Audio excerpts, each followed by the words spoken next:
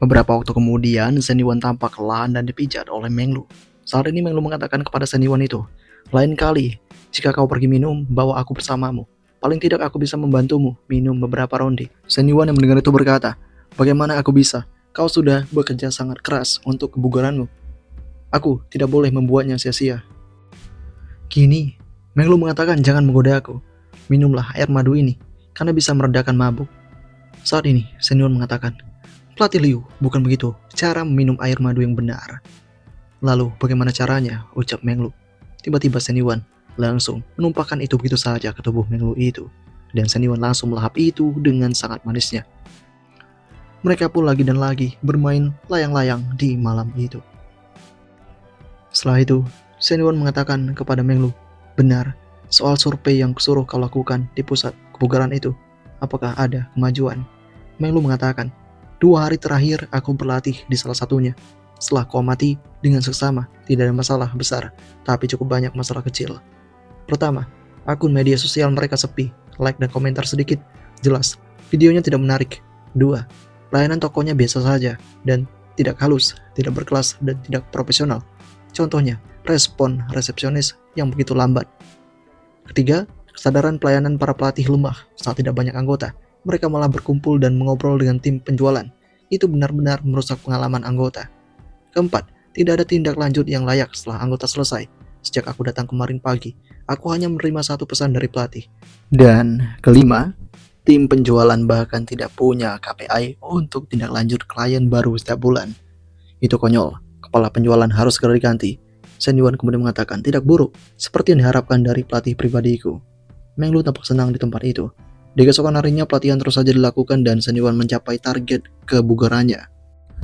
Kini sistem mengatakan kepada si Sendiwan itu, "Selamat, misi kebugaran telah selesai. Selangkah lebih dekat menuju hidup sempurna. Star Body Reward akan aktif penuh dalam seminggu. Harap jaga jeda latihan 1 hari. Saat ini, Anda harus benar-benar lebih fokus." Sendiwan tahu, akhirnya hadiah datang juga. Saat ini juga, Menglu pun menawarkan minum air terlebih dahulu. Namun dia bertanya, kenapa saat ini Sendiwan tiba-tiba terasa berbeda? Dan hal itu langsung diungkapkan oleh Sendiwan di sana. Sendiwan mengatakan, jika dia telah menyelesaikan tugas yang diberikan Liu kemarin. Dan karena coach Liu ini, sebulan lalu dia suruh dia menambah 5 kg dan menurunkan lemak di bawah 15%. Dua-duanya telah tercapai. Menglu pun mengatakan kepada Sendiwan jika itu luar biasa. Dan saat ini, tak pikir panjang Sendiwan langsung memberikan hadiah kepada Menglu, yaitu TF-an 100.000 yuan. Menglu tampak senang sekali. Saat ini juga, Sendiwan mendapatkan teks dari sosoknya si Su Ewei. Su Ewei menanyakan kepada Sendiwan, "Sendiwan, kau sibuk malam ini? Aku ingin mentraktirmu makan sebagai ucapan terima kasih yang pantas atas bantuan waktu itu." Sendiwan pun kini bergegas pergi, dan dia juga mengatakan kepada Coach Liu, "Cukup sampai sini hari ini. Aku ada urusan, tapi akan mandi dan langsung berangkat. Dan jangan lupa soal hal yang kusebar kemarin." Menglu mengerti akan hal itu. Singkatnya pada saat ini, Sendiwan berhasil bertemu dengan Su Ewei itu, dan Su Ewei tampak sangat cantik sekali. Mereka kemudian bergegas masuk ke dalam tempat yang telah disepakati. Di sana mereka mulai berbincang. Sendiwan mengatakan kepada Su Ewei, "Soal tempat tinggal di dekat kantormu yang kusebut sudah siap, kau bisa pindah akhir pekan ini." Su Ewei pun mengatakan, "Tidak perlu Sendiwan, tempatku sekarang sudah cukup baik." Sendiwan mengatakan, "Aku sudah menyewanya. Kalau kau, adikmu, dan ibumu tidak pindah, tempat itu akan kosong percuma." Su Ewei mengatakan, "Kalau begitu, anggap saja uang sewanya pinjaman. Nanti aku ganti setelah mulai kerja." Sendiwan mengatakan, "Ya, boleh saja." Di saat mereka berpegangan tangan seperti itu, tanpa diduga, ada sosok yang mengenali Sendiwan di sana yang langsung mengatakan kepada Sendiwan, "Wah, Pak Sen, hampir saja kukira selebriti, pantas saja wajahnya familiar." Sendiwan menatap tajam ke arah pria itu, dan saat ini pria ini menyadari jika Sendiwan kemungkinan sedang kencan. Dia pun kini langsung menghindari canggung itu dengan cara mengatakan kepada Sendiwan itu, "Pak Sen, masih ingatkah aku? Aku Dong Kitao. Xiao Dong, kita pernah bertemu di rumah Sena." Kini, Sendiwan pun sedikit teringat akan hal itu. Dan saat ini, sosok dari Xiao Dong mengatakan kepada Sendiwan, "Aku baru saja makan malam dengan teman, tidak kusangka bertemu denganmu.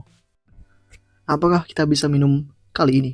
Sendiwan mengatakan, "Lain kali saja." Pria itu mengatakan, "Baiklah, Pak Sen, Aku di bisnis perlengkapan olahraga. Kalau kau butuh apapun, tinggal bilang. Ini nomorku, maukah kau menambahkanku? Shen Yuan pun tahu jika peralatan olahraga itu kemungkinan akan berguna nanti. Jadi dia menambahkan nomor rekannya itu. Dan dia pergi begitu saja. Di saat ini terjadi, rekan Xiaodong mengatakan kepada Xiaodong itu, siapa orang itu, kenapa kau yang malah menjilati dia?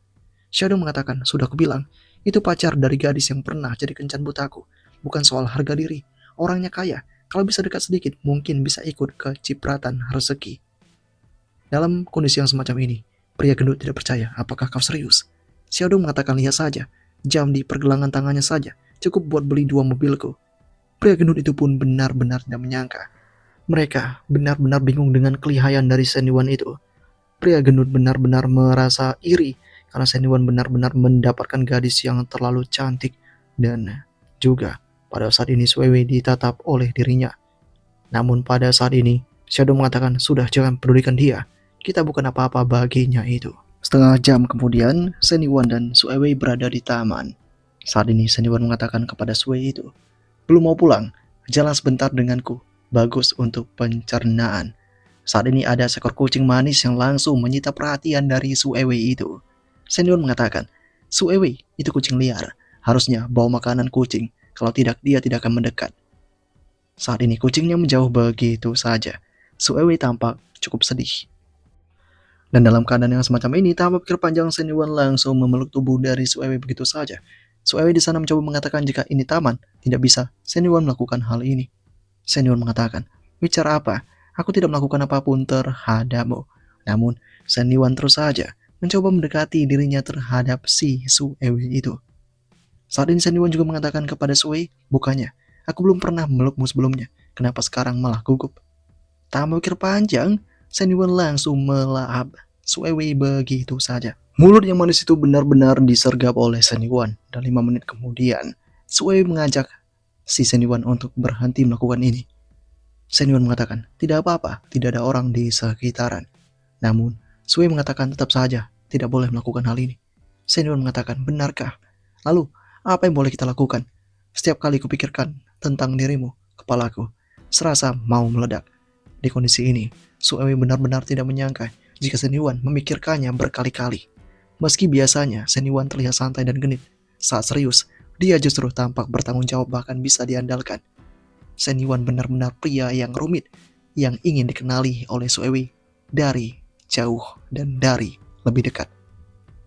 Tingkat kesukaan dari Su Wei kini meningkat di angka 67, dan tentu hal ini mengejutkan Shen Yuan.